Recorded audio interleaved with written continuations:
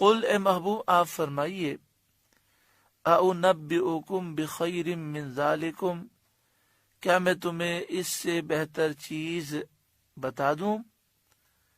یہ دنیا کی ساری دولتیں اور دنیا کی ساری چیزوں سے بھی بہتر چیز، لِلَّذِينَ اتَّقَوْا عِندَ رَبِّهِمْ جنات، پرہیزگاروں کے لیے ان کے رب کے پاس جنتیں ہیں، تجری من تحتها الانہار، جن کے نیچے نہریں رواں دواں ہیں، خالدین فیہا، ہمیشہ ان میں رہیں گے، وازواج مطہرہ، اور پاکیزہ بیویاں ہیں جو ہر ناپسند اور قابل نفرت چیز سے پاک ہیں، وردوان من اللہ، اور اللہ کی خوشنودی ہے کہ جنت میں جو داخل ہوگا اس سے اللہ راضی ہوگا، تبھی جنت نصیب ہوگی، اور یہ اللہ کی رضا سب سے اعلیٰ نعمت ہے۔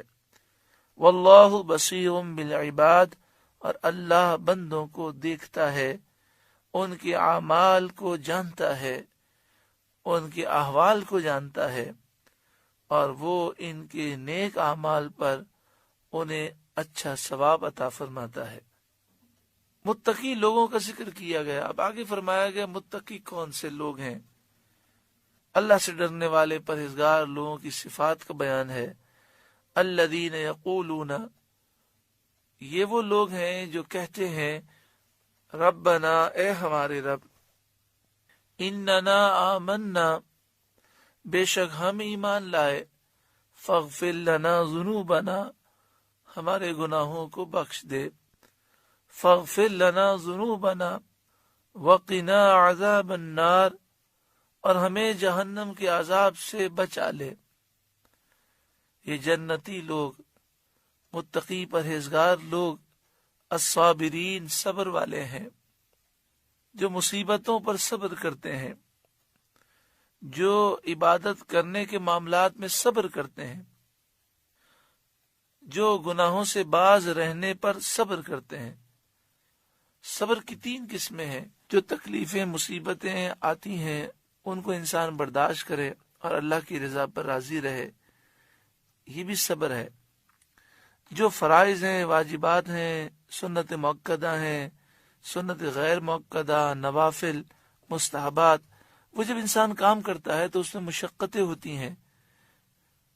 سردی میں صبح اٹھنا ہے، وضو کرنا ہے، نماز ادا کرنی ہے، نیند کی قربانی دینی ہے، رمضان میں روزہ رکھنا ہے، بھوکا پیاسا رہنا ہے، تو ان مشقتوں پر وہ صبر کرتے ہیں اور عبادت بجا لاتے ہیں۔ گناہوں سے باز رہنے میں صبر، انسان کا دل یہ چاہتا ہے میں یہ گناہ کر لوں، سب یہ کر رکھے ہیں، لیکن وہ کہتا ہے نہیں، میں اللہ تعالیٰ کی نافرمانی نہیں کروں گا۔ دنیا ایک کہہ رہی ہے ایک جھوٹ بول دو اتنا نفع ہو جائے گا، لیکن وہ اپنے آپ کو روکتا ہے اور کہتا ہے ہرگز میں یہ کام نہیں کروں گا، پھر اسے نقصان ہو جاتا ہے، وہ برداشت کرتا ہے۔ الصابرین، صبر کرنے والے جنتی ہیں۔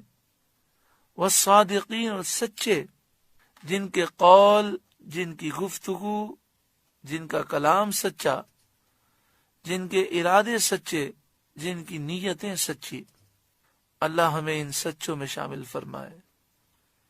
والقانتین، اور ادب والے، فرما بردار، ادب کرنے والے، اللہ تعالی ہمیں باادب بنائے۔ والمنفقین، اللہ کی راہ میں خرچ کرنے والے، اللہ ہمیں اپنی راہ میں خرچ کرنے کا دل عطا فرمائے۔ والمستغفرین بالاسحار، اور رات کے آخری پہر معافی مانگنے والے۔ اسحار، سحری کے وقت، رات کے آخری وقت میں تہجد کی نماز پڑھنے والے، اور تہجد کی نماز پڑھنے کے بعد وقت سحر دعا اور استغفار کرنے والے۔ یہ وقت بڑی اہمیت کا حامل ہے، یہ وقت خلوت اور تنہائی کا وقت ہے، یہ دعا کی قبولیت کا وقت ہے۔ حضرت لقمان علیہ السلام نے اپنے بیٹے سے فرمایا مرغے سے کم نہ رہنا کہ وہ تو سحر سے ندا کرے اور تم سوتے رہو.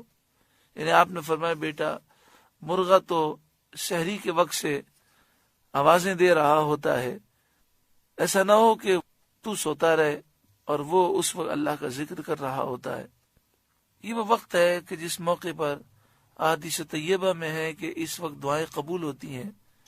اور یہاں فرمایا والمستغفرین بالاسحار، رات کے آخری حصے میں سحری کے وقت اللہ تعالی سے معافی مانگنے والے، استغفار کرنے والے، تو جو استغفار کرتا ہے اور پھر دعا کرتا ہے اللہ اس کی دعائیں قبول فرماتا ہے.